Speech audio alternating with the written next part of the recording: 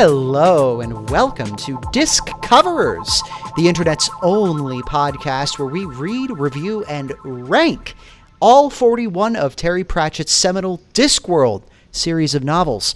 I am one of your hosts, Iris J, pronouns she, z, or they.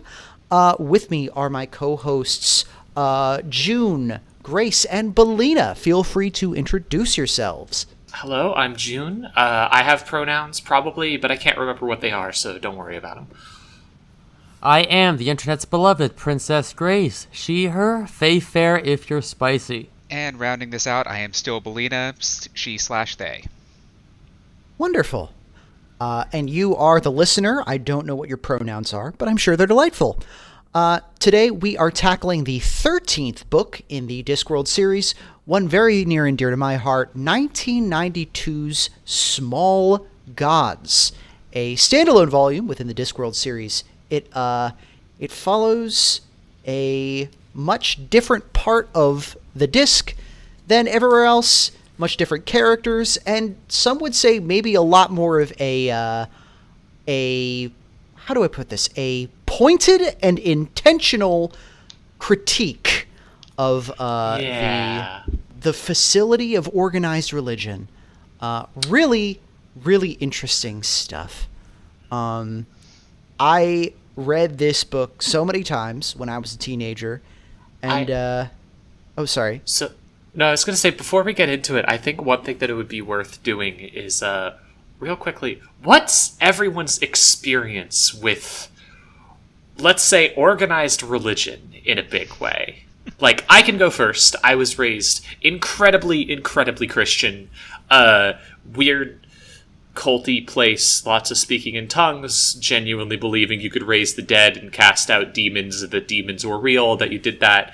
And I believed it wholeheartedly and was in it up until I got out in college after a long period of slowly escaping. And I'll probably end up talking more about that later, but like that's my personal where I'm coming from with this. Okay. What about the rest of y'all? You don't have to share if you don't want to, but I think it might be worth it just to compare thoughts on the book. I mean, I think I probably had what is like the quintessential Catholic upbringing that, my parents wanted me to, go through CCD and the like. I did technically get confirmed, but like the old joke that only makes sense to Catholics, as soon as they confirmed me, that was the last they ever saw of me. So I've just kind of described myself as questing agnostic at this point, and, well, coincidentally, this actually is a coincidence, because I got confirmed around then. It was about when all of the stuff about the Catholic Church came out, and most of my family kind of lost their religion. We're not going to go into that whatsoever, because, it's one of those things people can look up or probably already know about anyways. But, basically my entire family didn't really have much religion after that. Wow. Damn. That makes sense. I also had a Catholic upbringing. Both of my parents were Catholic, but they also both went to Catholic school for 12 years of their lives. So after that, they were not particularly religious at all. I kind of was the driving force to get the family back into religion. Like, before that, we were pretty much Christmas and Easter Catholics, but I personally was bugfuck terrified that I was a terrible person and that I was a waste of air to everybody around me, and that demons were real and were going to possess me at a moment's notice if I didn't get right with the Lord.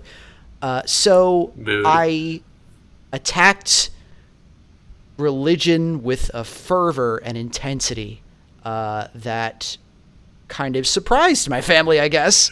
But I kind of got out of it when I was an older teenager, got disillusioned by how other people in the scene kind of treated each other and treated people out in the world, and kind of started to wonder if I was maybe queer. And it was just kind of like, yeah, I can't do this anymore. I wrote a book about it, actually. It's a good book. My first graphic novel, Epiphany, was partially inspired by my falling away from the church, and also partially inspired by my parents' divorce.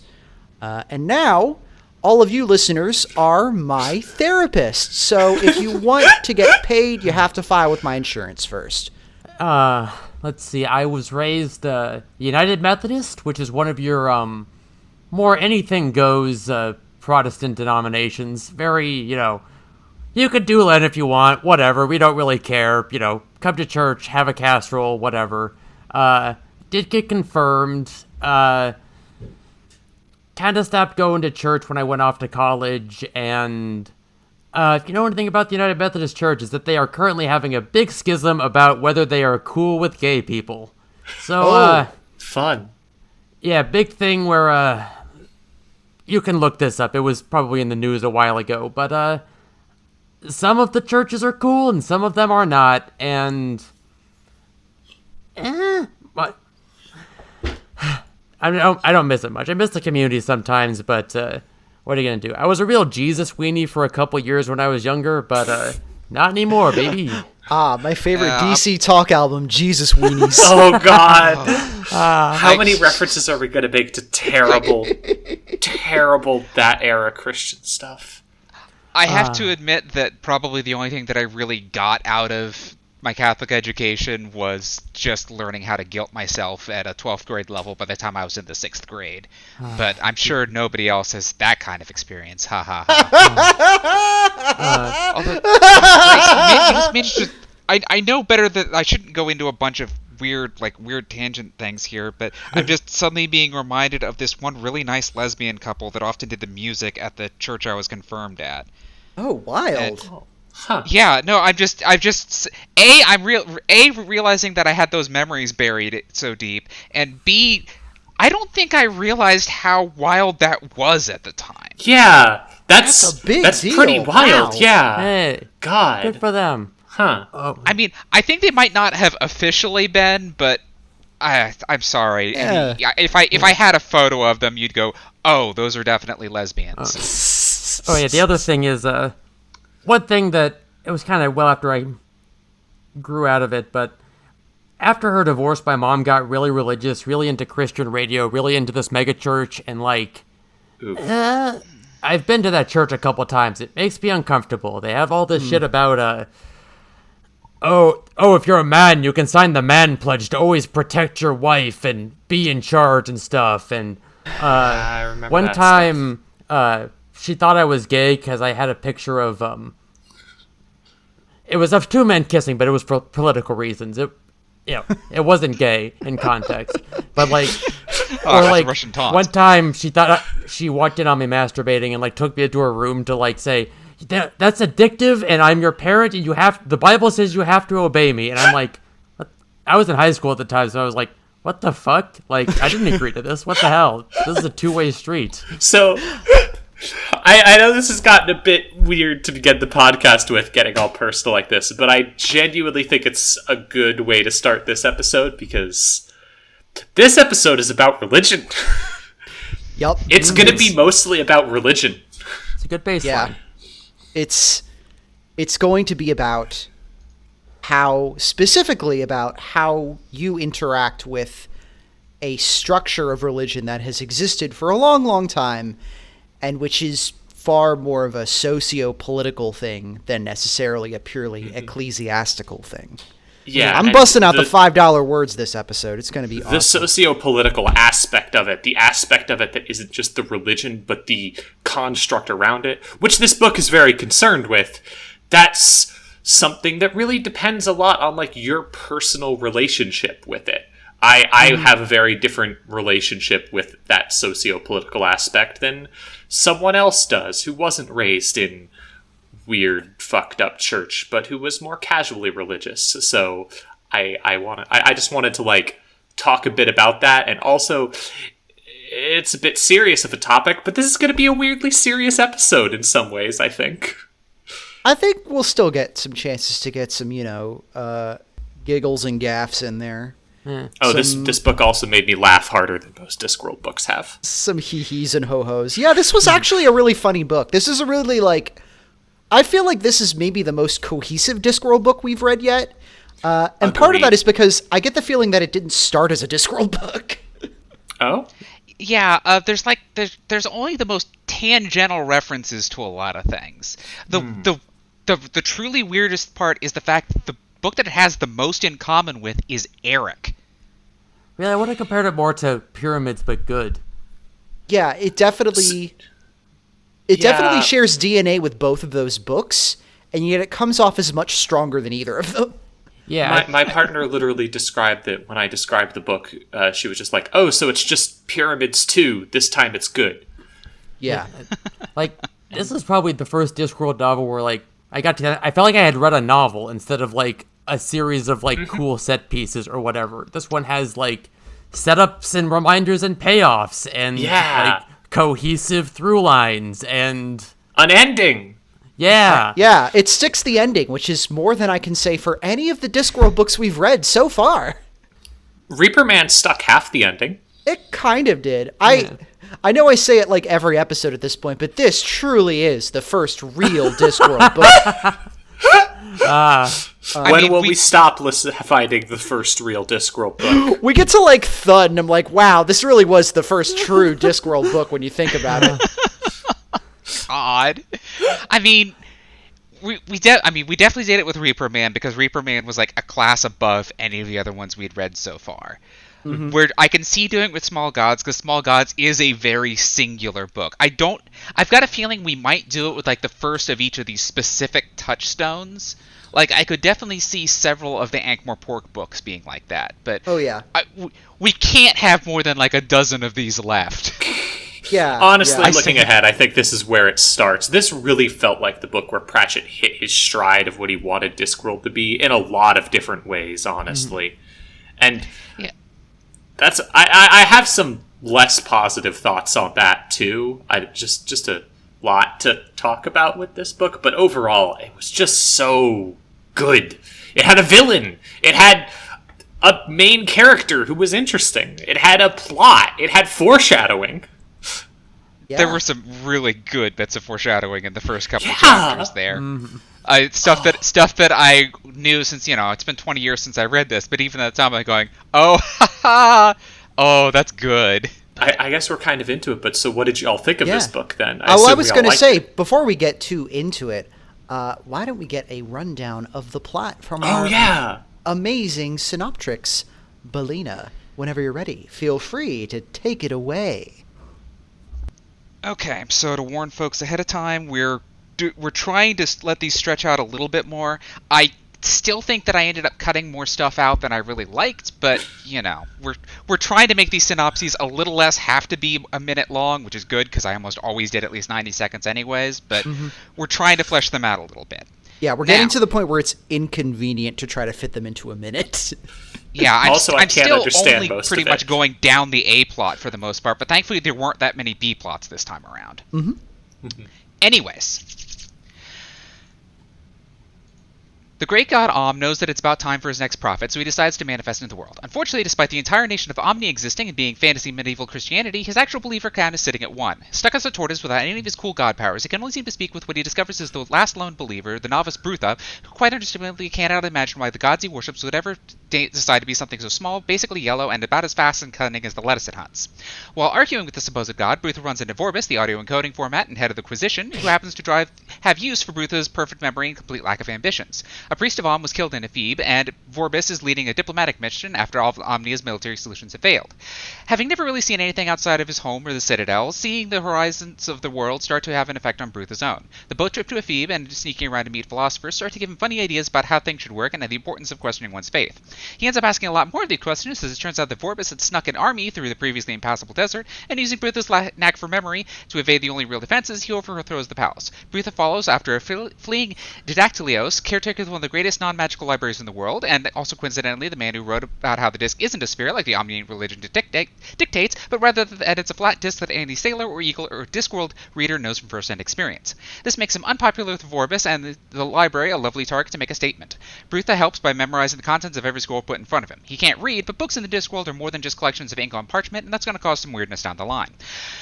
While attempting to flee the chaos in Ephebe, Brutha and Om end up shipwrecked on the wrong end of the desert, along with a nearly comatose Vorbis. Om does everything he can to keep Brutha alive, who unfortunately does everything he can to keep Vorbis alive. Eventually, when they finally get to the other side, back to Omnian territory, Vorbis recovers quite suddenly, throws the first tortoise he sees over his shoulder, and bashes Brutha's head in with a rock.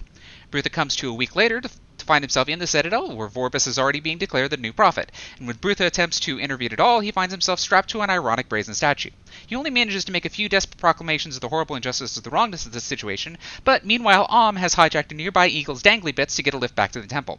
The tortoise ends up landing at high velocity on top of Vorbis' head, and faster than you can say, mission status sick, is riding on the sudden, fervent, desperate belief of thousands of people who were there to see the most incredible called shot in history.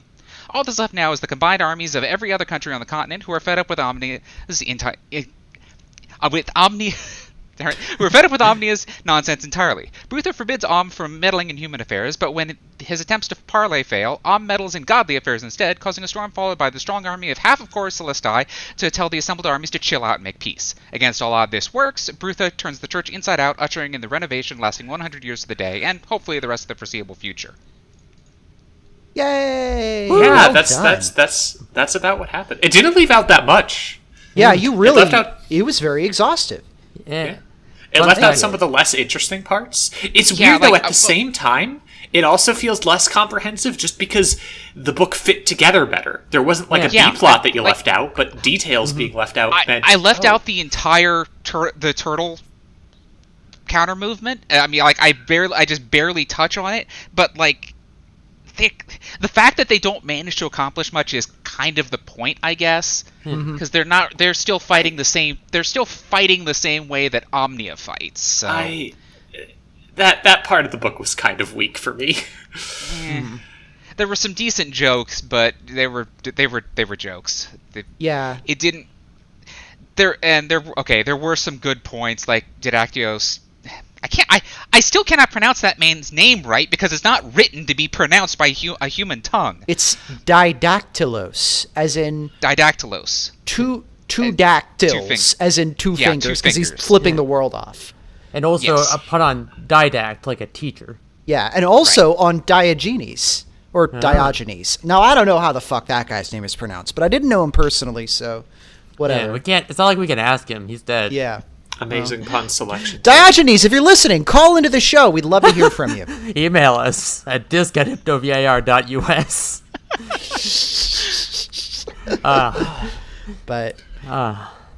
It's just interesting to hear that synopsis because there's so many little details that, like, in the synopsis you miss out on how good they are in the book. Like, oh yeah, they go to Ephebe and try and overthrow them and stuff. But in the book, it's this whole like, well, the reason he needed them was to navigate the labyrinth, which Brother's first perfect memory can navigate, and it's this whole thing of how they get through it, how they deal with it, and like that ties into the problems with why Brutha can get around the city because no one's guarding him, because no one could get through the labyrinth, and it all like fits together really well.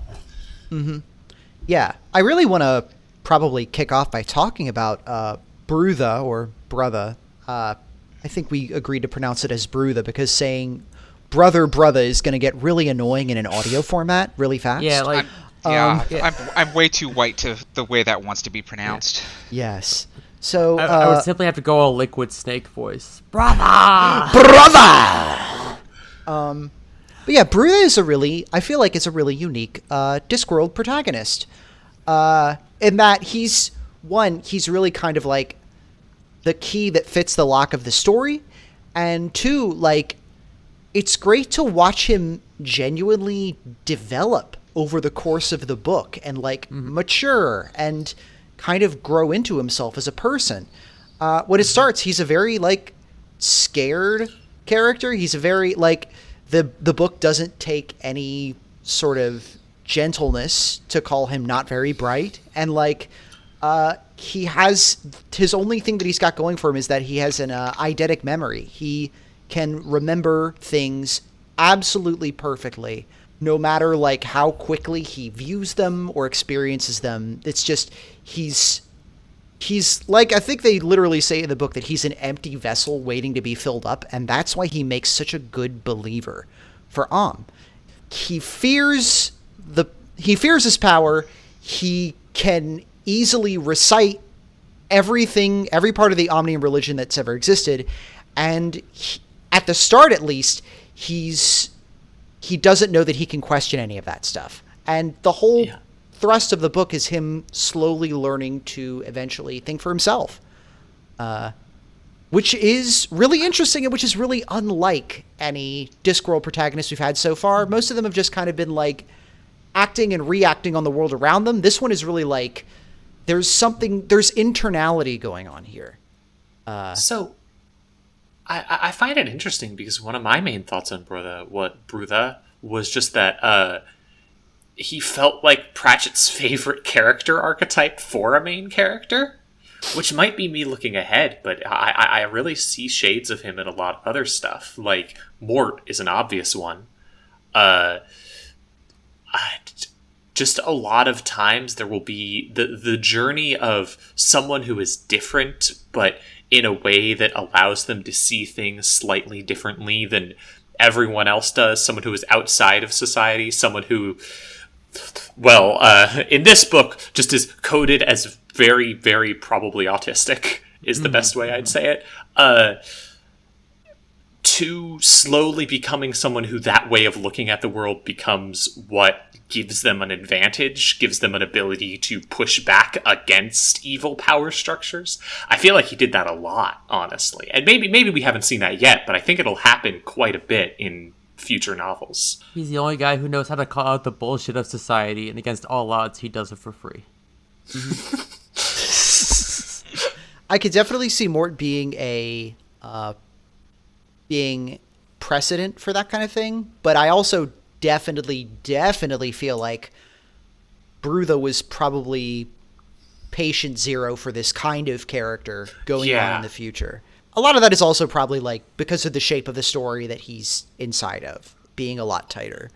Yeah. Mort was more works. like normal guy, fish out of water type of guy, as opposed to Brutha, who's different. He's, distinctly a guy who, grew up in a society that's different from the way he thinks and has kind of taken advantage of him. Yeah. It's... I really, really like him as a main character. I think the book does a pretty great job with him in a way that it hasn't with any other main character yet, honestly. He has a journey. Yeah. It's another... That was another thing I was thinking about with this book. This book ends. Most Discworld books, even though they have weak endings, they leave it open. They're like, okay, well, yeah, this problem's solved, but Granny and the Witches will be back in The Witches 2, Witch Harder in the future. Don't forget to read it. This one, at the end, he dies. Yeah. He's gone. Both its main character and its villain are fucking dead at the end of the book. Yeah. Now, this is just kind of like a weird little aside, but again, this doesn't have like any of the real actual connections with the greater Discworld series. Like are we assuming that this is set like a few hundred years in the past of all the stuff we've read before? I believe the official timeline is 100 years in the past. Well, see, that's wild because Zeno and Ibid are here, and they were in pyramids. They were in pyramids. Were they? They were, like, yeah. At least some of the philosophers we see in Ephebe are there, though. Yeah, because in Eric was like, we go into the past to the Discworld. Yeah, we went back to the Trojan Trojan War nonsense. Yeah. And it kind of like there's references to conflicts between Ephebe and Sort in here, but it's just kind of more like they're always fighting with each other, whatever. It's just always fighting. Regional disagreement. Yeah, it's like local. Yeah, those are just wars. That's just business. This is different. Yeah. So, but it really did even if this is set in modern, I use modern times as current the current chronology. I don't know if it's really a prequel to anything. It's just like there's a long thing about steam engines and the like of them just that one specific mechanism with the copper ball but steam hasn't really shown up in Discworld stuff yet. So it being this weird wild science fiction equivalent is still fits with the part of the books we're at so far.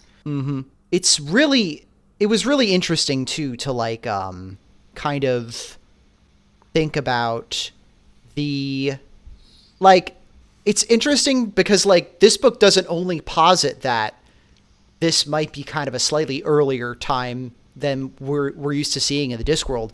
Its internal chronology stretches back for just thousands and thousands of years, with the proposition of the idea that, like, gods rise and fall with civilizations. They're dependent on humans, and there were entirely different gods on the landscape long, long before any of this was here, and long before the crowd of tacky condo owners at Dunmanifestin ever took up residence there.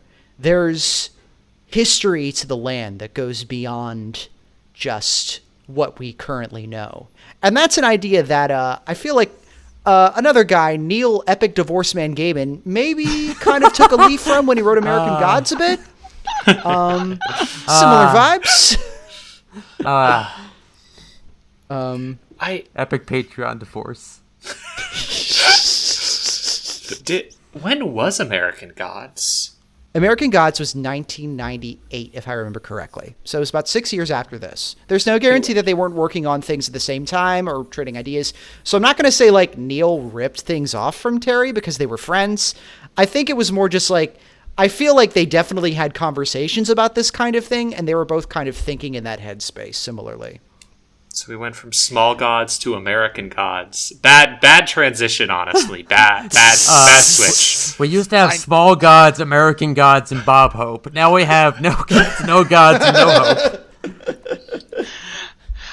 I mean, a lot of the ideas in this are show up in their own ways, even in the Sandman stuff. So, like, Gaiman has been playing with these ideas for a while too. Oh, for sure. But I'll have to save that for my other podcast, Sand Job, a full read through of the entire Sandman comic book series. When are we going to get Sand Woman? Thank you. They do. Oh, good for them. Not Morpheus though. Morpheus is like the ultimate sad bro. Anyways, so I think we all really liked the book then. Yes. I was going into it worried that I wouldn't like it as much as I used to, and that fear was unfounded because I did like it as much as I used to. It's great. It still reads great today. Fucking loved it. Yeah, I was really impressed with it. Mm-hmm. Yeah, it aged better than a lot of things because it deals mostly in universal themes anyways. It's not there's very little Britain in this, so it works a bit better. Mm-hmm. Yeah, there's a few things like, what the hell's a draught excluder or whatever, but I find that I have thoughts on that, mostly because I feel like that's maybe one of the book's biggest weaknesses, is that its approach to religion is very much the approach of a white guy from England. You can't be Terra Pratchett writing this book and not be thinking about the Church of England and I mean, that's sort of the thing. Is I should probably draw a line of demarcation there. It's not. There's not a lot of Britain in it. There's not a lot of weird Britishisms beyond the occasional choice of vocabulary. It's not Ankh-Morpork. It's not satirizing things in quite the same way, except when we're joking around with the philosophers. Yeah, no, that's definitely true. It's not trying to do a haha, look at this foreign country that's so... Well, okay, at times it leans into that, and you're You can make fun of the ancient Greeks. It's okay. They can't fight back. Yeah. At times, it's... So this is actually something... Where is and what is it supposed to be? Because... I think it's generally we can probably put it as the Circle C in the Discworld is kind of the Mediterranean. Yeah. And it's kind of, we know it's close to Ephebe, which is Greece, and Sort, which is Turkey, and Jelly Baby, which is Egypt. All of these are kind of course. Yeah. But it's kind of, I think it's meant to be kind of like the Holy Land. In that general region. I say this just to say that, not 80% of the time, it feels like it's satirizing Christianity and Christian associated religions and their approach to things. And then every once in a while, 20%, there's just a little bit more where it'll either be like, and this is how all religions are, or it'll be like, and that sure is how it works here in the Middle East, where we do things that are making jokes like you would find in Aladdin, and they're rare, which keeps the book from being bad, but there's a couple of them. Yeah, there's a couple of really bad ones. Yeah. There's some really bad ones. You can tell, like, especially in the early part of the group, you can tell he's kind of got his usual, like, axe to grind with the concept of religion. But for a lot of the book, he's refreshingly, like, you know, it seems very much like, especially he's thinking of, like, you know, Catholicism, you know, because they have a Reformation. They have a, you know, cut my own hand off as selling indulgences. Like, yeah, this, okay, I really, really do kind of wish that, like, any of us had any wider religious background. Because I do now just earnestly wonder, how would this have gone down with somebody who didn't grow up in any kind of Christian-related? Yeah, good question. I mean, like somebody who grew up with entirely different structure, and maybe some of these points kind of resonate on a more basic, universal level. I do think there are also points of the book that are definitely like, hey, fellow Christians, shit sucks, right? It's bad to have an inquisition. Like, that's bad to have. Don't do it.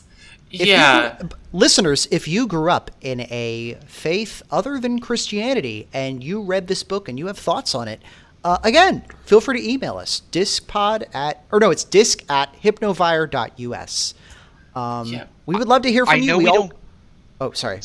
I know that we don't usually get a huge number of letters and the like, but if we do actually get a significant number of these, it might be worth sitting down for like 10, 20 minutes and just like reading some of them and just getting some bonus content, let's say. Yeah. I will absolutely do that, Because, I mean, this is very clearly meant to be like medieval Christianity. Yeah. Like, you know, it's nice that you could say that Pratchett was actually in his lane for most of that.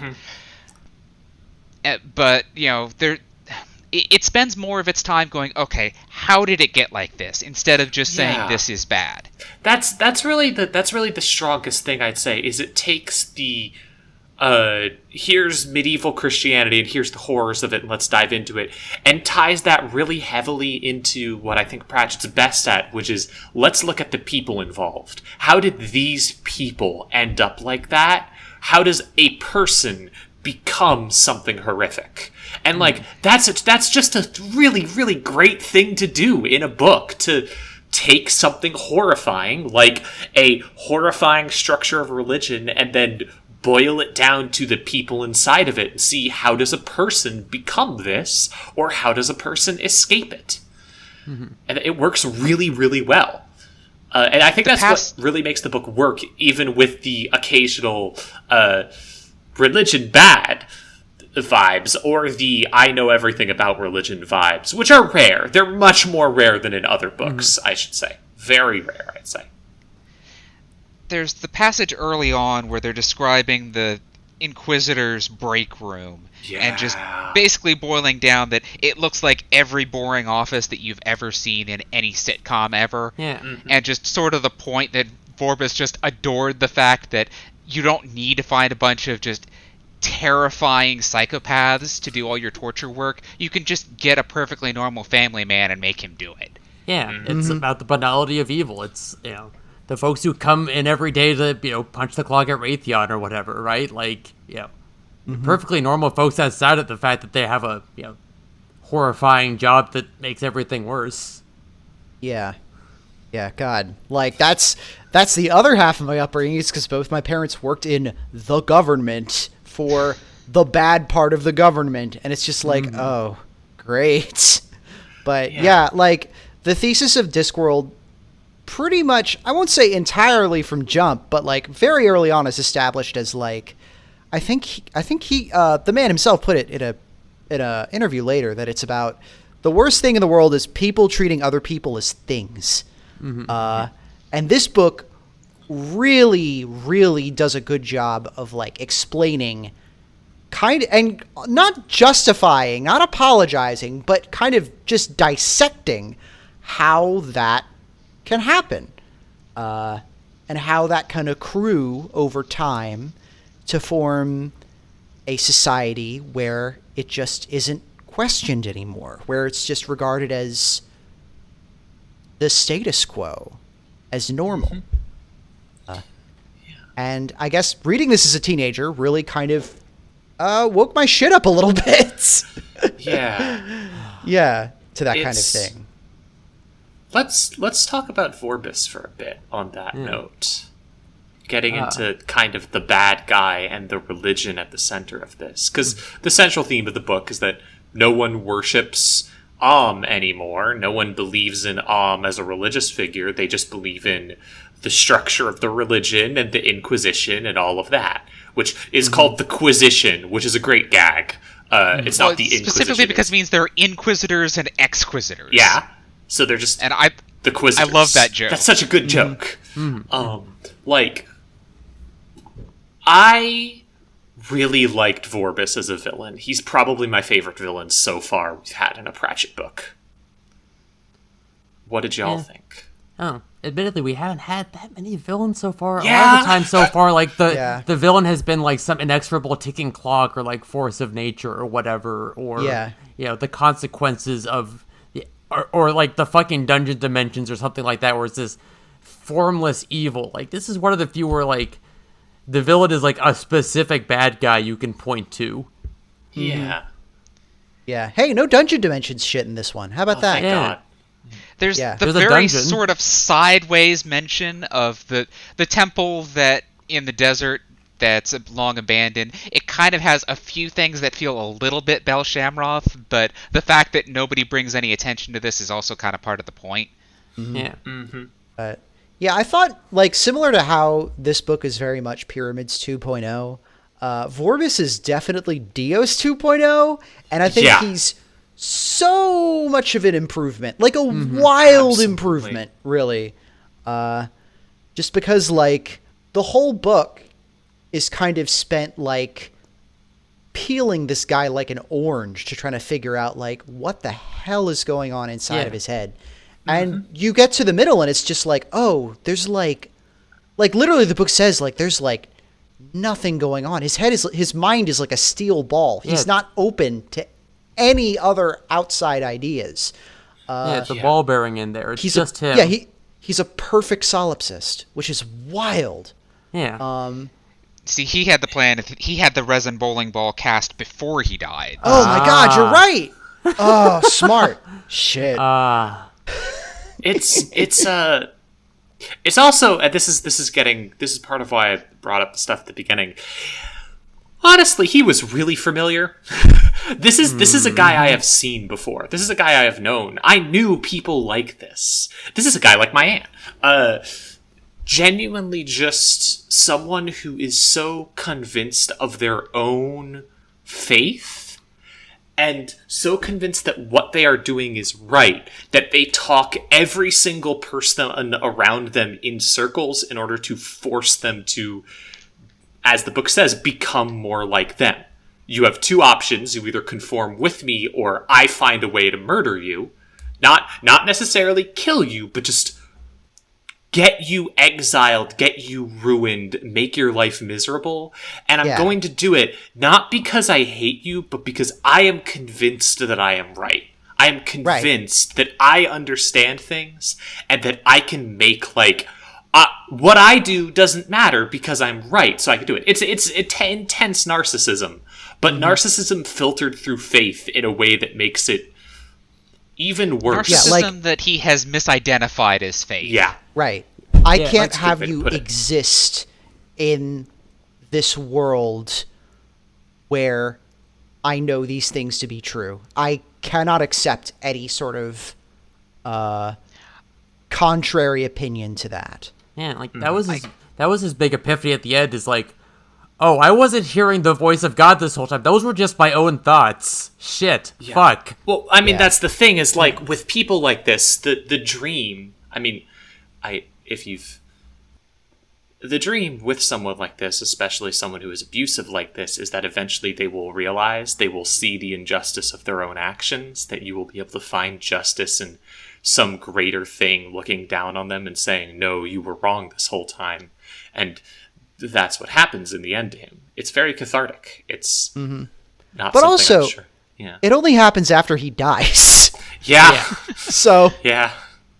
He seems very confused on that, and to be fair, most people don't expect their lives to end by ballistic turtle at the exact moment of their triumph. yeah. I gotta wonder if that was the reasoning behind the curious line of like, oh yeah, we should put together some new commandments. What's your first commandment? What about don't kill people? That's a pretty good one. And then Bruth is like, I don't know about that. I don't know about going that far here.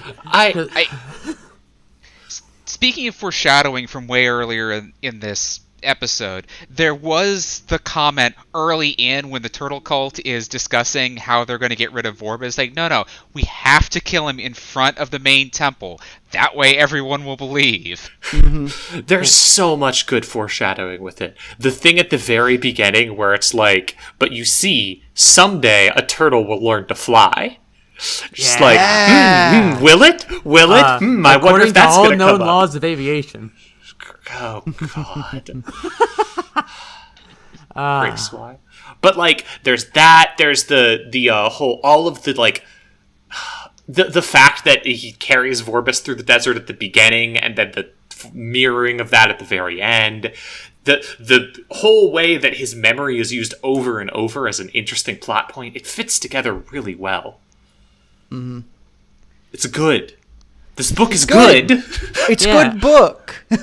I got to the end here and I'm just, I felt like I read a novel. Like, that's not a feeling I've gotten from these books before. Like, it was good, like, the repeated running gags, like, every time someone sees Ohm, it's like, tortoise, there's good eating on those. Yeah, it was really a good joke, because it was a bit menacing. Yeah. One of my...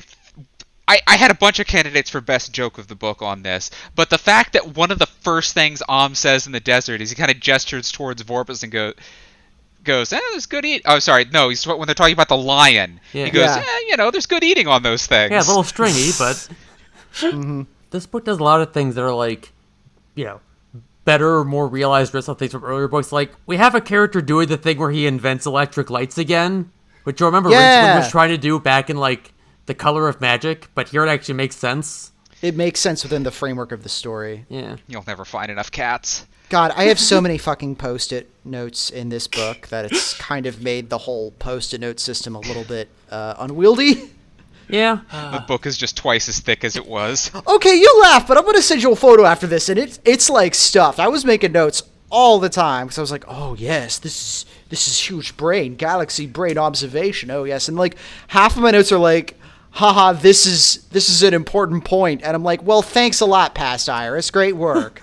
What did y'all think of Ohm, by the way? We've danced a lot around the topic of the deity himself, but how did you feel about him in the story? I found him kind of one note, but at the same time, I think he worked mostly as a counterpart to Brutha in this book. Mm-hmm. That's kind of the job of a god, right? Is to be one note.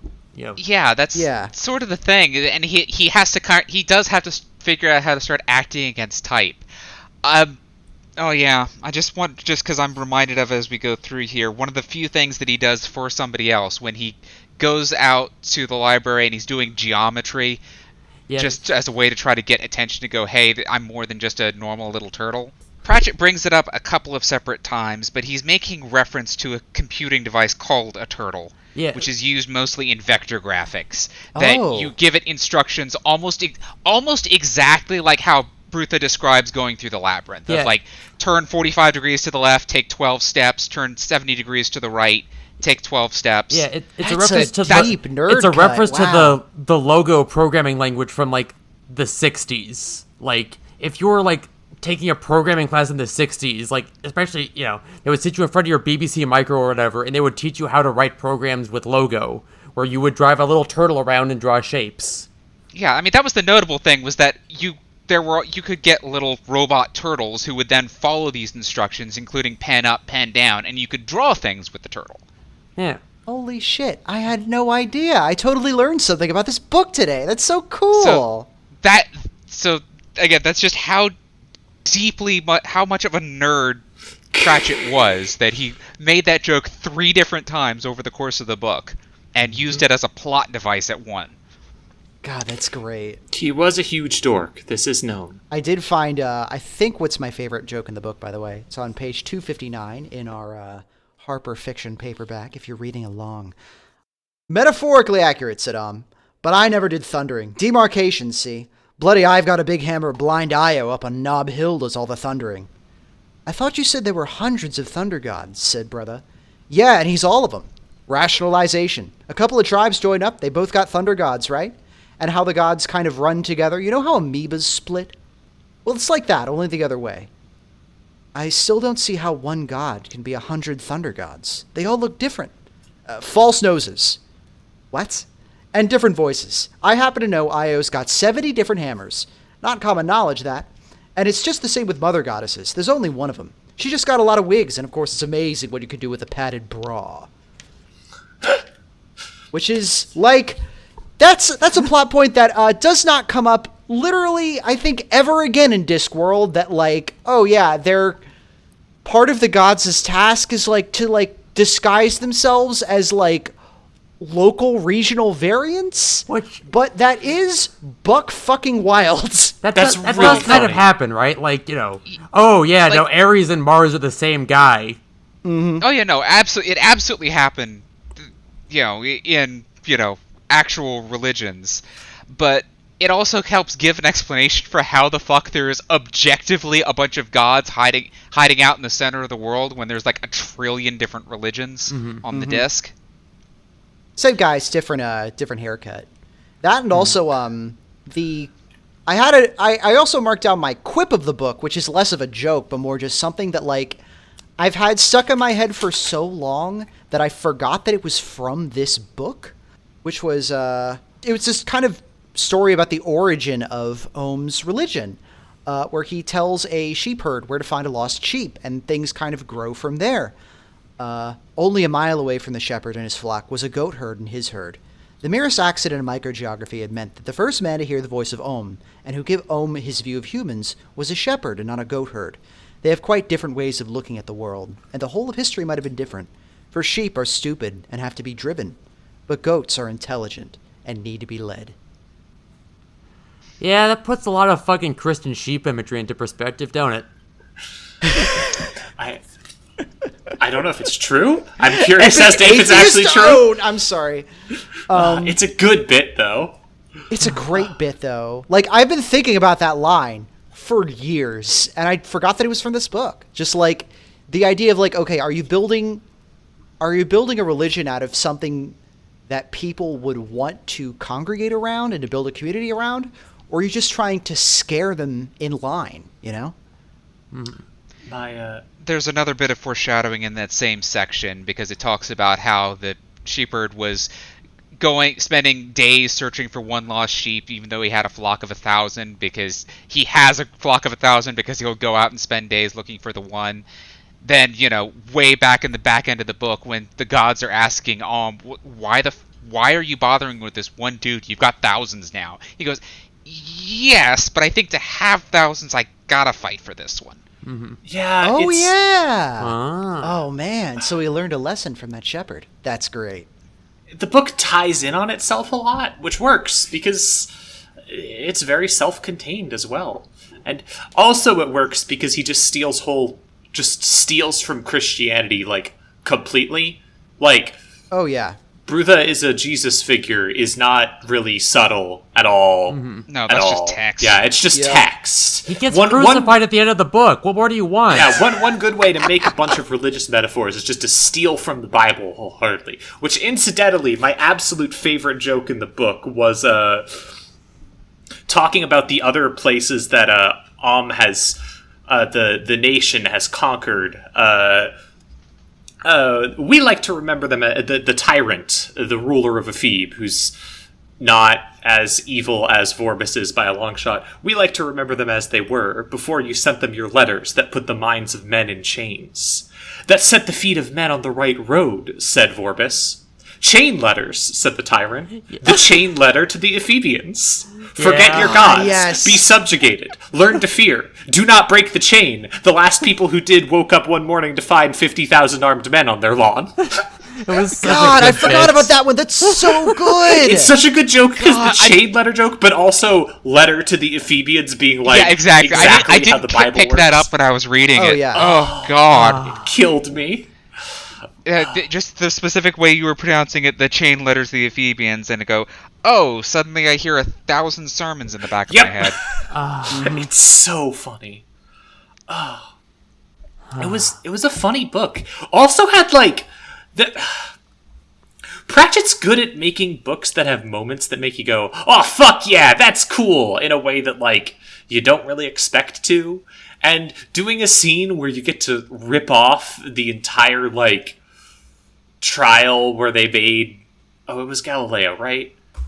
Galileo. Yes. Where they made Galileo recant about the world being round or whatever, or just going around the sun. Apparently I don't Galileo's remember. I'm final tired. words were and yet it moves, Yeah. and that's why everyone says the turtle moves, because no one's angry about the turtle for moving. They're angry that people are saying the turtle is. Yeah, but it's more fun to tie into the reference. And Yeah, absolutely. we'll do that exact same scene, just in the exact same way, except this time he shows up and he's just like, yeah, sure, all right, it's flat, yeah, I don't care, sure, whatever you say, I'll go along with it, I'm here to go with the times, thanks for coming, bye. And as he walks out the door, throwing something at them and being like, and yet, it was just it's a good moment. was It's a really great good. moment.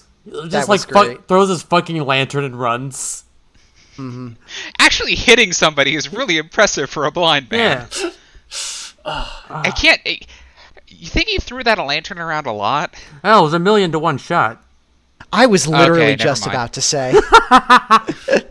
God, the side little joke of coming up with his plan to hijack an eagle and saying, with any luck, it's 1,000,000 to 1 shot. Yeah. Yeah. So Yeah. what? Just And because it's great because they know that you've been conditioned by the last 13 books to go 1,000,001. Yeah, but it that- just might work. that means it has to happen. Also, as a tiny aside, eagles don't have dangly bits. Yeah, Yeah, I was going to say that really was a miracle by any standard you measure it as, because birds don't really have external genitalia unless they're within the actual. It doesn't work like that at all. And it's That's Tell fine. us, Iris, how do you know so much about the Our genitalia of- beloved bird. You're dick trying very expert. hard Oh, not to God. be cut it. No, I hit a wall here. The problem is that my train of thought didn't derail at all. I got to the station and I was like, I'm not going to tell them that I've done the research and that there just is no plausible way to make bird genitalia into horny cartoon dicks and shit. It's just not gonna work. A cloaca, maybe, but if we're talking the other end, it's just a no-go. This is your daily reminder that this podcast is hosted by a bunch of furries. I'm sorry. Hope you I'm a enjoyed it. professional furry pornographer. I'm scum. Oh my Beloved god. You're bird- wonderful. I mean, Yeah. let's just be honest. Let's be honest here. This does mean that Terry Pratchett was sitting here imagining the scene in his head and thinking about an eagle with just with its dick big just old dick flopping and around. nuts out. Yeah. You're just I gotta Like, say- there's probably balls under there, which and just sort of slapping against the arm over Which- and over again. was one of my favorite jokes in the book, where he does the thing where he does the phony Latin or whatever, is like carpe testiculum hearts and minds or whatever, which the word there is Got it by the balls, testiculos, got it by the heart. but it translates it as when you have their full attention in your grip, their hearts and minds will follow. Yeah, that's what testiculos means.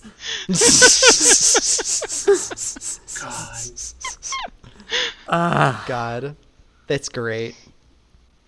But moving on from the jokes into really sad stuff. No, I'm kidding. But I do kind of want to talk about what the book meant to me personally. No, fire away. So I first read this book probably when I was a teenager, like 14 or 15. And I have trouble relating to a lot of stories about people getting out of religion. Most of the people I know who are atheists, with some exceptions, Iris included, fell out of it the normal way. Eventually, when you're a teenager, you go, oh, dang, hey, the church is really fucked up, huh? I guess I'll stop this, probably, or just stop caring. We've never been that into it anyway, so, like, whatever. It's a pretty common thing. I did not. I believed really, really hard. And one of the things that really keeps you in a religion like that, I found, is the fear of what would happen if you didn't have it. There is an idea of, okay, if you don't have religion, then what do you believe in? Who keeps you from being a horrible murderer that you know you are? When you convince someone that they're bound for hell because they're a sinful monster, you also convince them, hey, if you don't have Christian morals guiding you, you'll be a sinful monster who is a horrible person to everyone around you. There's nothing stopping you from going out and murdering someone. That's not how it works, but it's how you believe it works. This was very hard to deal with as a kid. It was something I struggled with a lot. The idea that I couldn't really reconcile my faith with the fact that I couldn't get rid of this thing, because if it did, I was floating in the world with nothing to hold on to, and I knew I was a horrible monster because I had been told so my whole life. But at the same time, I couldn't stay with it because it was evil. It kind of was. The version I was in was, at least.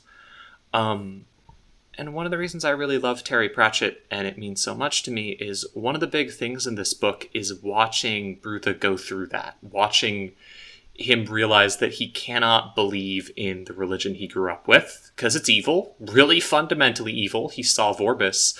But also he can't just jump onto something else, because Om's not great. Om sucks in this book. He's such a weird bastard the entire book.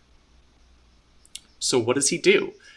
The whole thing of him walking across the desert is just this long exercise in him going, I don't have anything left to believe in except myself, I guess, so I'm gonna do that. I'm gonna keep going because I have to believe in something, and I guess for now that's just me. I'm just gonna keep trying, because what else is there to do? And that hit like a truck as a kid. The idea that maybe I could find morals, I could find something to stand on, not through religion or through something else, but just through sheer, almost force of will, refusing to give up, refusing to compromise, and just sticking with it. That really, really hit me. This would also be explored over and over again in Terry Pratchett's work, in every single other book, but mostly through Vimes. And it's why I love Vimes so much. And that's part of what this whole book meant to me, and why I cried so hard that I couldn't read the book, because I had to stop because there were so many tears in my eyes. Because I remembered myself when I was a teenager and was like, oh, this book helped me realize that there was a world outside of my own and that I could escape. And that escaping didn't mean the end of the world. Sorry to go off. That's just... Oh, something thank that you, mattered to me. June. It was Thank really you for good. sharing that. Oh, I'm tearing Means up a a lot. little bit myself. Shit. It's gorgeous. Yeah, I vibe with you there. Like that really, you very elegantly put it, where it's really like, do I stick with the thing that I know is bad and is, killing me, or do I, is there any, or do I just leave? Like the way I remember it being put at the multiple Jesus camps that I went to when I was a teen is they would call not stopping going to church and stuff, they would call it falling away from the faith. Like you're dropping off of a precipice or something. And then after people fall away, it's like they would be talked about in the past tense, like they didn't exist anymore. Yep. And that's so completely fucked in retrospect. Yeah. That's so fucking bananas. But like at the time it was like, I don't want to fall away. I'm a bad person already. I'm an inch away from losing everything. I'm molecules away from a one-way ticket to hell. Yeah. And like, you know, that kind of shit, it's not sustainable. It's no way to live. It kills it's you. It's not a healthy it utterly mindset. Kills you. And it's something you really kind of see in this book. Like, in this whole section is just like carrying Vorbis through the desert is a bad decision. It's the worst decision in a lot of ways. Is right to be like, hey, don't fucking do this. And honestly, under any sense of morality, yeah, he was probably right to kill him there. That would have been the right thing to do. But it's not really about, like, what's the right thing to do there. It's about him going, I need something to stand on here. I need some ground that I can hold on to as everything I've believed falls away. And the only thing I can believe in is my ability to care for someone who doesn't deserve it. So I'm going to do that. I'm going to do that, even though it's going to kill me. That means something to me. Mm-hmm. But also the book was really funny. Yeah. I will say, lastly, that coming back at the very end in the desert when Rutha finally dies and just going, well, I hate you. You are a murderer. Finding Vorbis in the desert, having sat there for infinity in his time in hell, essentially, of his own creation, and being like, you were a murderer, you were the worst person to ever exist, and I despise you. And you turned other people into yourself, and that's the worst thing you did, but I'm still me. And then he does it again, picks him up to help him. It's just like, oh, I really like the main character of this book. Because I really liked almost all of the asides of, you know, somebody dies and they go to the desert. Mm-hmm. Yeah. Mm-hmm. Yeah, like you get the captain who, he's just out his boat with his crew again. Yeah, the ship was one of the 2 or 3 things that I just vividly remembered. Oh, I just wanted to say, I want to, have any of you, so there's another podcast I really enjoy called Kill James Bond, where they're listening to every single James Bond, they're watching every single James Bond movie, and they give awards to different characters to do things, like they give the Goodnight Cross to the best supporting character who didn't need to do what they did, but they sure tried. And then what's the other one? The Kronstein Rosette. For the villain who went above and beyond the call of duty, really, really didn't need to go that far trying to kill James Bond or whatever, but sure, that random henchman sure did. And I just want to give an award for thing I'd most like to have its own book about to that ship captain. Yeah. Yeah. I want to hear about them being like, hey, Valhalla seems better than this shit. Let's go there. Yeah. Yeah. I really wanted to show up in some other space afterlife and enjoy themselves. Yeah. They were great. It's so, this is going to be a wild tangent, but like, it's so rare to see in fiction eternity faced with anything other than like total bugfuck fear and like just ultimate nihilism. It's really nice to see, like, I guess, like, facing an afterlife that exists and being like, yeah, well, I'm excited. Let's figure out where we're going next. Where are we dropping, boys? Let's go. Let's go ride around in our cool boat with my friends forever. Yeah, The fact that almost everyone else kept having the realization that the worst had already happened, and that was a much bigger relief than they thought it would be. Yeah, that's really comforting. The only other thing that, like, the thing I can most compare it to, actually, is an anime that I watched recently. I watched the anime Baccano recently, which, minor spoilers, but it's a kind of set in an alternate version of the 1930s, and it deals with a lot of, like, gang, like mafia warfare, except some of the mafia are immortal due to magic shenanigans. But there's a moment near the end of the series where a bunch of the immortal characters are all who are all like on the same side are all just kind of like hanging out and like setting up a gigantic, extremely tedious pattern of dominoes to push over. the size of the floor of a ballroom. And, they're doing this and they're like drinking and listening to music and having a chill time. And like there's this sense of like, everyone's just like really psyched to just be there and they get to hang out with each other forever, for the rest of time.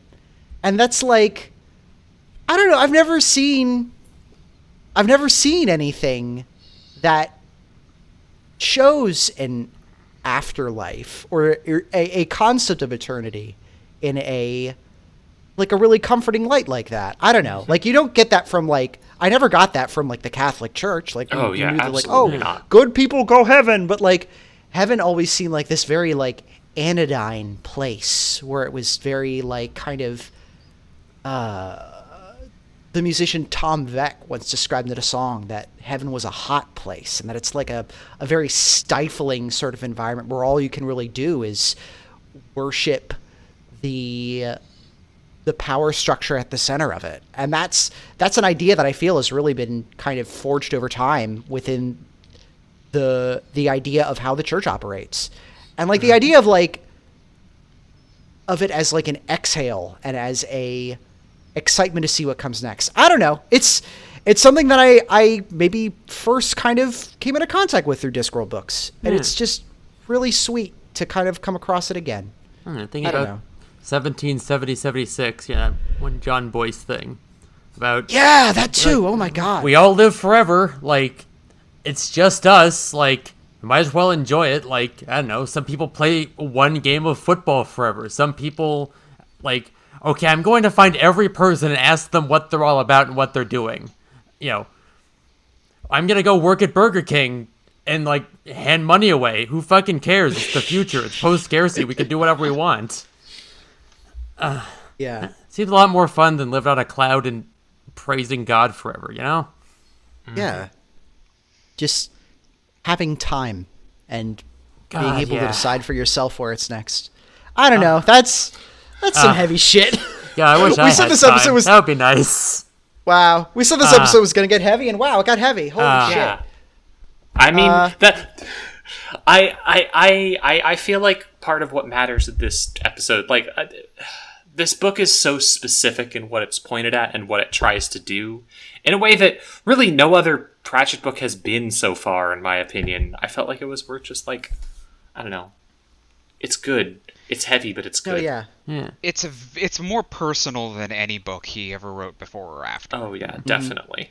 I should have done this before the stream. I should have looked into like what his personal history with Christianity is.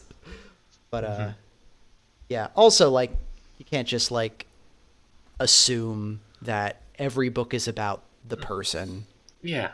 Also, you kind of, even as an author, even indirectly, you write from inspirations and stuff that you've come into contact with in real life. I don't know.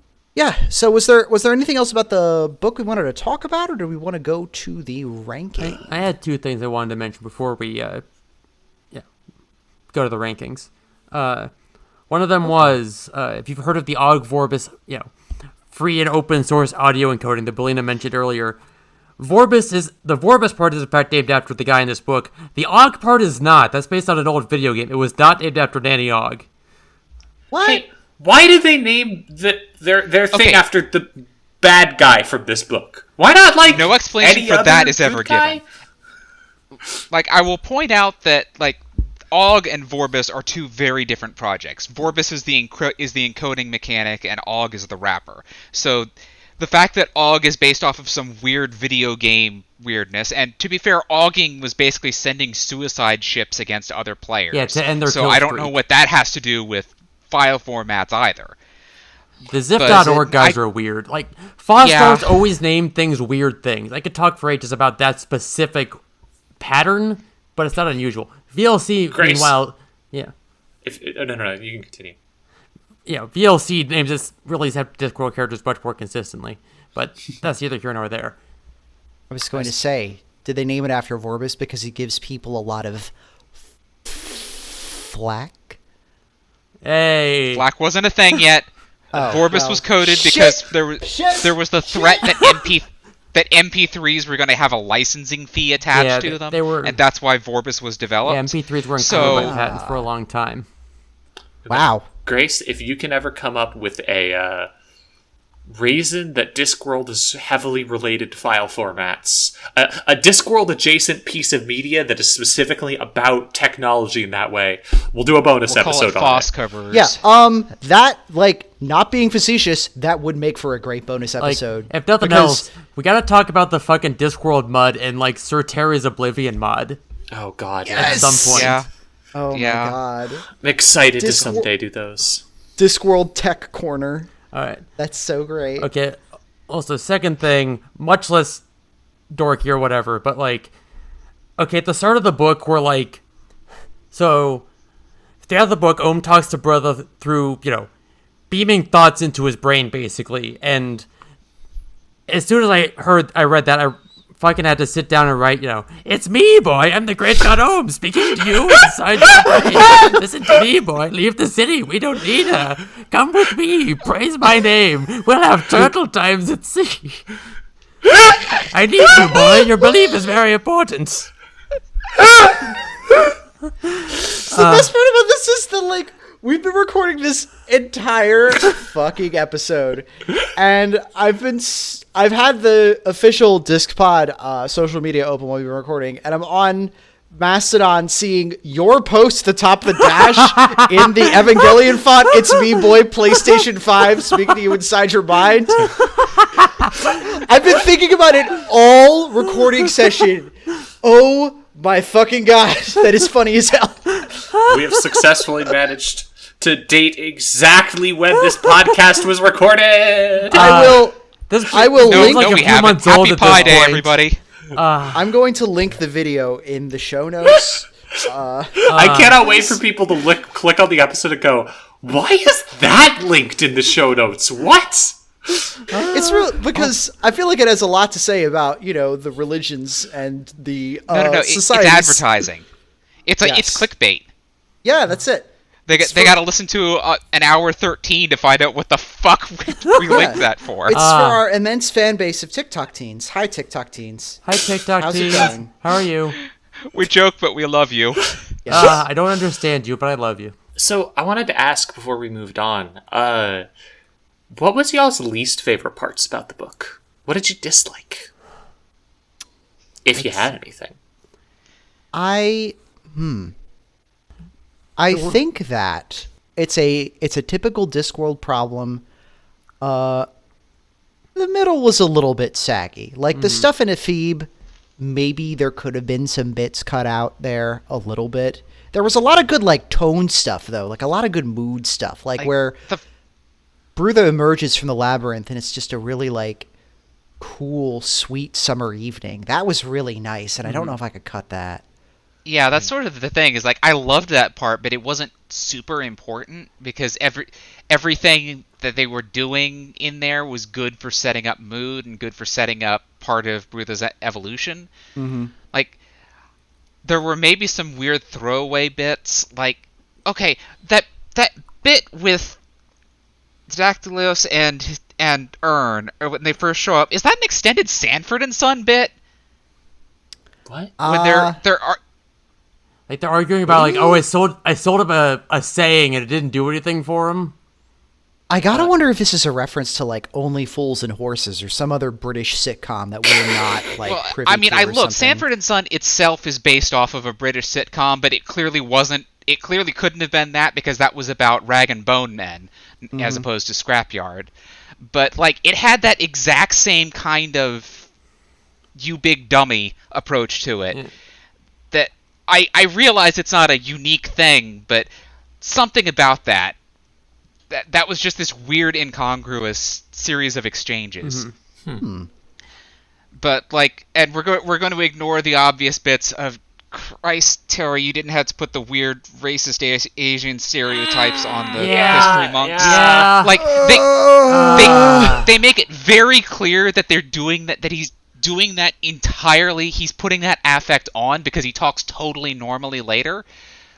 Yeah. But you didn't need to Like do that. they mentioned You really this guy didn't. has yellow skin, just in case you didn't get that he's supposed to be Asian from his name Asian, and the fact yeah. that he's a wise old monk who keeps bonsai mountains. Yeah, he'll get better by Thief of Time, but yeah, he later becomes like the best character, but oh yeah, he rules. Everything he did for the book was really good. It was just the one time he opened his mouth to actually say things that just absolutely sucked. Mm-hmm. Yeah. That. Oh, and the bit at the end, the war on the beach was I like how this book stuck its ending. That bit could have maybe been, I guess, a little shorter. I don't know, or something. It felt like a little bit of a a little bit of a trip before it found its footing again. But yeah, I think that the whole point of that was that it was trying to establish that we can't just go back to business as usual. We need to handle things differently. Yes, it would have been very easy for Ohm to just smite the invading navy, but that wouldn't have solved anything. It would have just gone back to business as usual, and business as usual doesn't work. Right. I also really liked kind of the idea that like going back to the heavens and being like, I'm thinking way too mortal now. I'm still thinking like a tortoise because I don't think about these as just meaningless people who I don't care about. And like I really liked that bit, but at the same time I feel like it just, that whole section, for as great as some of it was, like brother dying, or well, not dying, but being totally not crucified, that scene was amazing, with him just being like, you're going to die, really, really good. I'm sorry. Like, just stunning moment. It just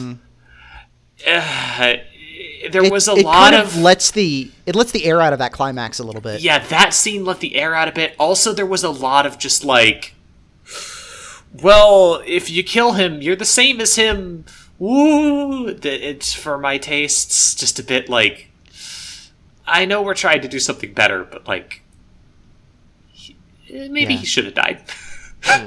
Maybe it's a good thing. And First commandment, thou shalt not kill. Well, I don't know about that. It's okay to kill this guy, you know. I think it's good that this guy's dead. I mean, a lot of the point is okay. It's also just riffing on, you know, the Ten Commandments. It's very funny that they spend that time going, well, because I mean, again, it's more about keeping Ohm out of people's daily lives itself, and being more of an education and rather than a stick. And like, I understand the point. I think that like much of the battle at the beach could have been much shorter, and I kind of wonder if there was a better way to handle it other than just literally strong-arming all of the other gods, saying, could just tell them to play nice. That's all you got to do. Yeah, that is fair, but as an academic counterpoint, Ohm's scene where he basically hotline Miami's Corey Celesti and gets all the gods onto his side. See, I loved that. That was great. That was so good. I really loved the whole thing. I'm just going to kick the doors in and start breaking shit. Hell yeah. Yeah, there's only one way to deal with this. I got to get them to care. And I've been mortal, so I know how to beat the shit out of people. Hell yeah. Yeah, like grabbing them by the hand and like twisting it behind their back until they say the line. It's almost a shame that Brutha came in at the end of the bar fight with the philosophers. Yeah, because it would have been very, very funny if what Ohm did was something that he saw in the bar. There was a lot of really good stuff there. I feel like there was a bit too much. Well, we solved the church thing. Everything's solved now. It's going to get better. Now, I do want to point out that they give almost no details on what happened in those 100 years. Oh yeah, no, it definitely like. That's kind of, I think, one of the strengths, is seeing that, it took 100 years and he's still doing it. And the moment where he's just like, I think I was happiest in the desert, now I have to do the work for basically the rest of my life, is so good, especially because it's just like, we're going to be working on this forever. All right, let's do it. But at the same, just like ending it with just like, cool, all right, let's stop the war because everything's good now. It was just a bit... Yeah, I did appreciate that them bringing Vorbis's corpse didn't do anything. Yeah. They go, no, we still have to fight, man. Like, we'll talk later, but you have to have at least a little bit of war, otherwise it's not the real diplomacy. Yeah, you can't sue for peace when we haven't even had a war yet. Yeah, I liked that we only got like little hints of what happened in those later 100 years. That was once good. we get to the I end liked of the book. that. That was cool. I think while these characters don't appear, I think there are oblique references to Omnia and later. Oh yeah, no. Yes. Omnia is Yeah, a major religion. That's where Visit the Infidel with explanatory pamphlets comes from. Right. One of the best characters, Constable Visit. Yeah. Oh man. Yeah, that's sort of it. It's like Omnia is no longer really terrifying. They're just okay. They're kind of annoying, Yeah. but any evangelist is going to be at least a little annoying. They're very polite, and that's the worst thing you can say about them. Okay, so if we're going to do the rankings on this, let's be perfectly honest. The entire fight is this better or worse than Reaper Yeah, Man? but we don't even have to like compete with the rest. I was of them. going to say, okay, is this better than The Color of Matt? No. No. I would throttle you if you weren't 3 time zones away. I don't know. You have long arms. I personally am going to say that it should get top of the list. Just besides the personal resonance, I feel like it's also just a really well put together book. I feel like it's a little more cohesive in a way that Reaper Man wasn't. And if somebody was like, I only want to read one Discworld book. I don't want to get too far into the series. I just want to read one. All other Discworld books, I don't care. I don't like fantasy. I don't like comedy. I don't like to laugh. I don't like British people. Everything sucks. Give me $200. I would say you got to at least read Small Gods, though, right? That's the one. You got to read it. So I'm going to say for now. That's Yeah, my I know. top pick. I have the absolute certainty that this will still be in like the top third of the books by the time we're done. I know full well things are going to surpass it later, but especially in what you just said, like if someone's only going to read one, this is like the best self-contained one. Period. Yeah, like there's others that are part of series and stuff, but this one. You literally, the only thing you need to know about Discworld with this one is it's flat and it's on the back of a turtle. Go! And that's like one of its biggest strengths as a which one is the best to start with sort of argument. But Yeah, there's not even like there's no fucking magic in this. Yeah. There's some miracle stuff, but only at the very end, really. Mm-hmm. And like there's like god dealings, but that's a different category than like that's wizard shit. I deeply appreciate that the Sea Queen just completely forgets to actually kill the steamboat. God, yeah. She strikes it with lightning and it speeds off into the distance, but they fucking survive. Yeah, she gets distracted by a bigger, juicier boat. yeah, the one Vorbis is on. Which, it should be noted, this podcast isn't about which is the best Discworld novel to start with. Yeah. It's about which is the best. Yeah, I mean, it has advantages on that front, is what I'm admitting here. And to be honest, I would definitely give someone. If they only asked for one, I'd hand them copies of both this and Reaper Man at the same time, saying whichever one of these appeals to you more. Mm-hmm.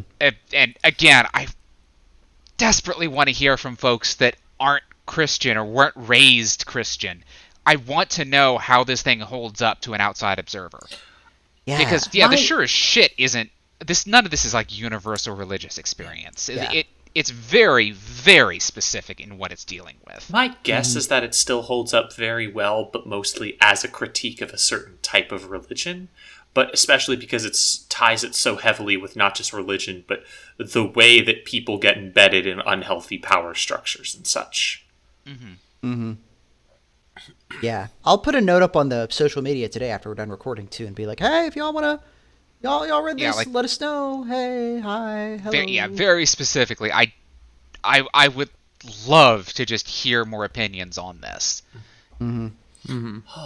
Yeah, I will say my part, not just because of like personal meaning and the fact that this book is one of the milestones on my getting out of a cult. I do have to put it above Reaper Man. I adore Reaper Man. I did two podcasts about Reaper Man, but this book is just a coherent novel in a way that none of the other books have been. Yeah, no, I'm not arguing, and you know how hard I went on Reaper Man last episode. Yeah, I was coming in here prepared to put Reaper Man at the top, but I can't argue with the fact that, like, I think Reaper Man resonated more with me personally, but I can't dispute that, again, I put this one down and thought, oh, this is a novel. This is a novel and not just a series of cool set pieces or whatever. I'm willing to give this one the top spot based on that basis. Yeah. I don't want to say alone, but like... The highs of Reaper Man, though, are really high. Yeah. Like, it's half of it is a pretty good Discworld book, and half of it is one of the best Discworld books ever. And like, oh man, like I feel like Small Gods beat it, but it didn't beat it by much. You know? Yeah. Condolences absolutely. to number 2. And we're still at the point where, I mean, these two are starting to form the tier of the good shit. I'm very curious to see if anything's going to beat this. I know something that's going to beat this, for me personally, but that book is like 10 books off at least, so... Yeah, Unseen Academicals is a pretty long way away, and we still have to get there. I mean, I am going to be the one loudly defending Unseen Academicals, but it's not as good as this. It's not as good One of as these this. days, I'll know what these I books are look forward to about. getting reacquainted with it. Yeah, I've never read it. It's one of the few adult Discworld novels I haven't read, so I'm excited to encounter it for the first time. Grace won't be the only one who hasn't read it yet. That'll be fun. Finally, I won't be alone in blundering into these books head first, blindfolded. Yeah. Well, I also haven't read any of the young adult ones either. So once we get to those too, I'll be right there alongside you, because I pretty much started reading them when I was a teenager, and by that point, I was rapidly hurtling into high school, and people look at you weird if you head into the young books for teens section of the library, which is where I got these from. So I was like, I'll just read the adult ones and maybe get around to these ones with larger type and less pages later. But later is now, baby. We're being completionists with this shit. We're living in the future. Before we wrap up, did we have any mail or anything? Well, yes, we have a piece of mail actually in our mailbox from Jace, pronouns they, it, she. Fan mail for our Johnny and the Dead bonus episode. Go listen to that right now if you haven't already. Jude is joined by friends Zoe and a third one, whose name is unpronounceable, to discuss a book by Terry Pratchett that isn't Discworld related, but was based on a real-ass fucked up thing that happened in England, and is a really, really good listen. Please check that out. Jace writes, "Hey, y'all.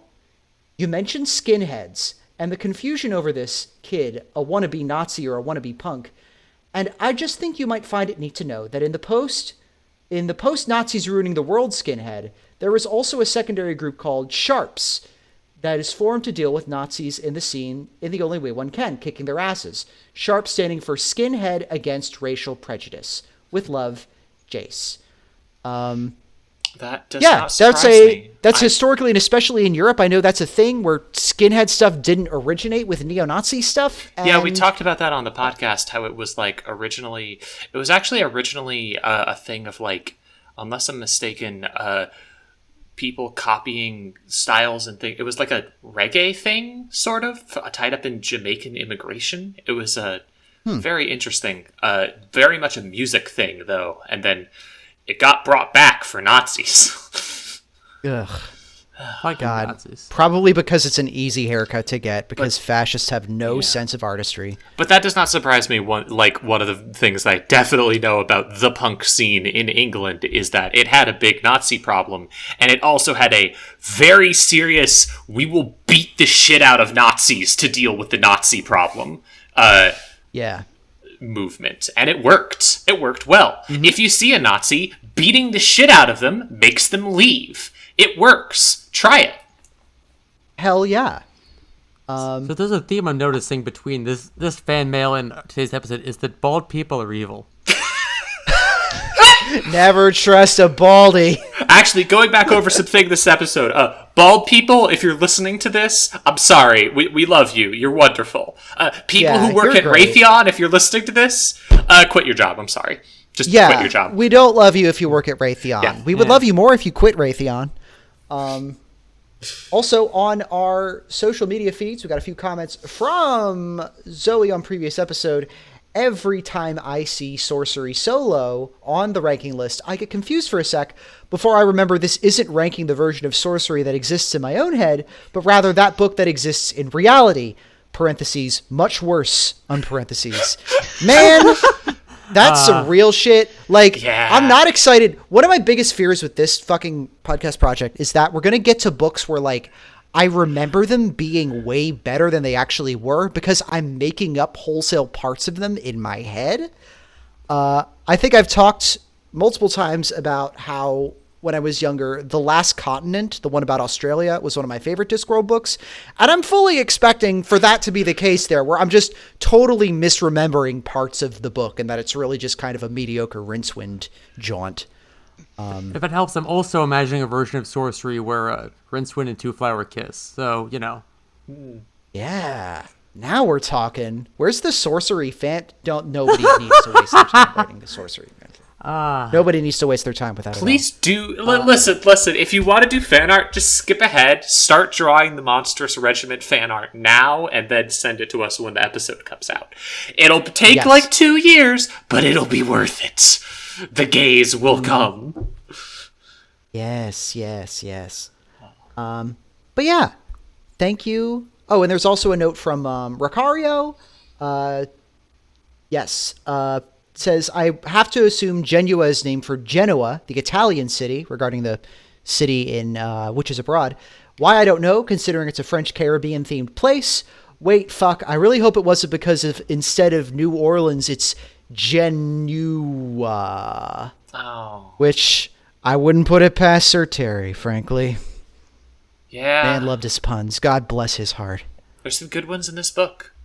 Mm-hmm. Yeah. Oh, yeah, like, the fact that the guy's name is Ern is like, I didn't realize until I was looking at the project file afterwards that it's, you know, what's a Grecian urn? About a drachma an hour, right? Like, God. But also, one quick Google search later, I cannot find any pictures of Rincewind and Two Flower kissing. Okay, maybe draw that for us. Maybe we because do it need needs to draw exist. that, frankly. Yeah. Yeah. By the time we hit interesting times, we're going to need some sort of therapeutic content to get us through that book. So Rincewind and Two Flower making out as boyfriends would be awesome. Like, there's a lot of pictures of, there's a lot of fan art of them, like, hanging out, but none of them, like... Yeah, but, you know... None of them even, like, could be, embracing, right? It could be more homoerotic is all I'm saying. It could always be more homoerotic. Yeah. Hang on. I'm doing some very important research real quick. Oh, thank God. Are you searching AO3 or should I? I am, in fact, searching AO3. Okay, good. Can we find, is there any... Okay, wait, I found God. a picture of them hugging. That's progress. Nobody wants to write fan fiction about Rincewind. I wonder why. Yeah. Damn it. Hold on. Okay. Where are all my Rinceys out there? Rincewind.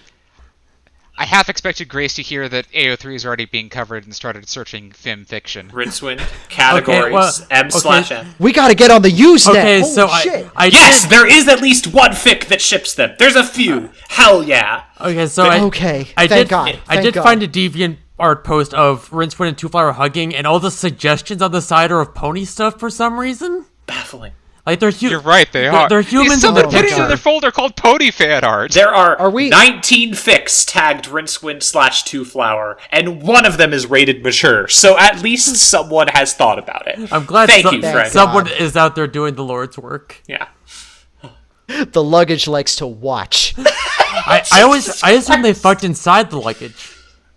Oh, that's true. They could. It would be an easy place to have a little romantic rendezvous without getting into the issues of anything. It's your going own on personal outside. TARDIS, as long as you're okay with teeth and Well, tongue. you know, it's plus Yeah. you know, if you're into that, it can get you in the mood. You know, a little foreplay. That's true. We're ending on that pun. We move to the plug stuff. We cannot beat that. I can't pun. believe I was embarrassed about talking about bird genitals earlier.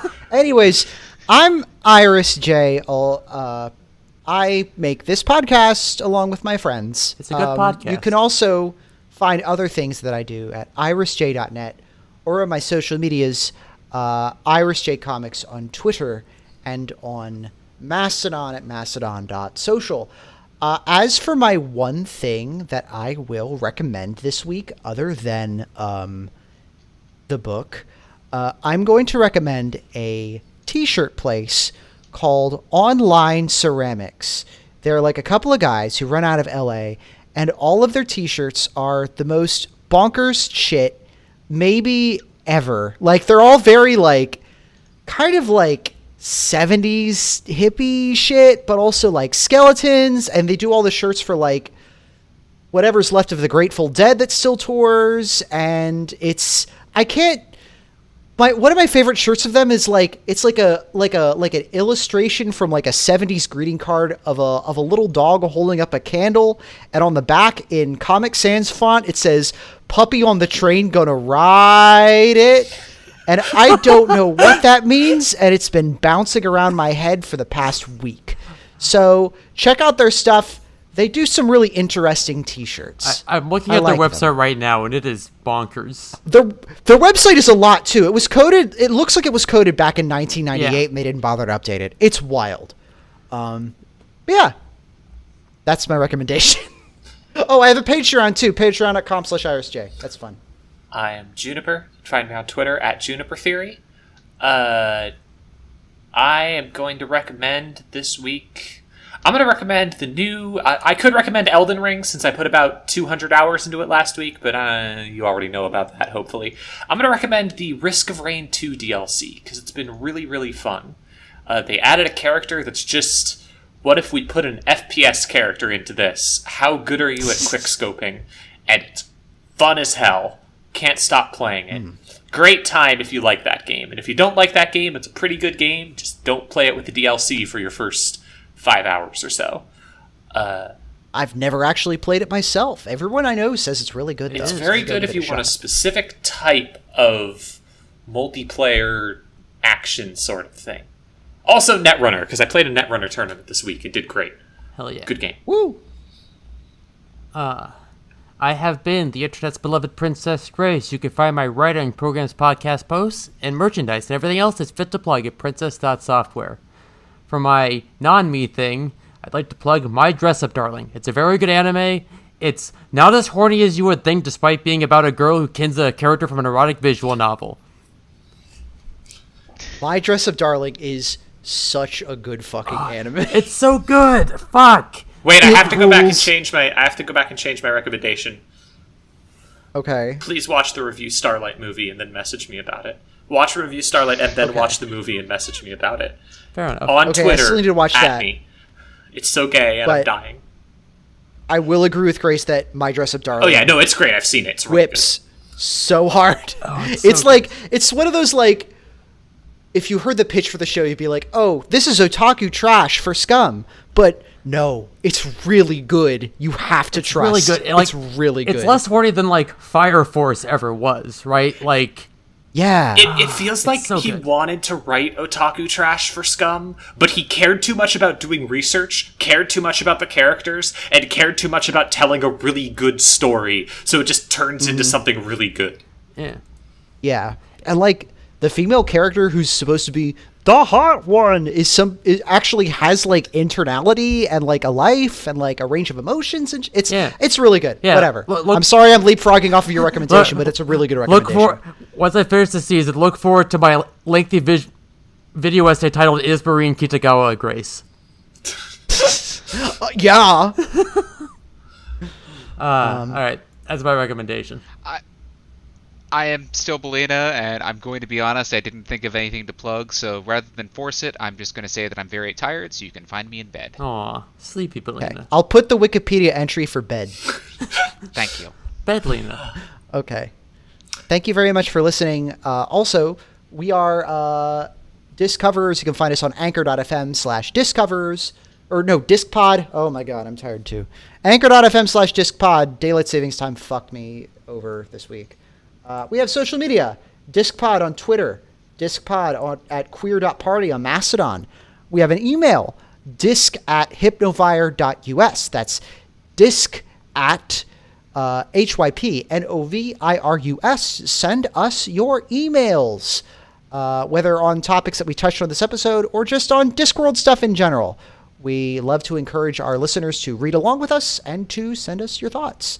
It's a conversation, just like every religion ought to be, I think. Maybe. Yeah. Until next time, they really were small gods.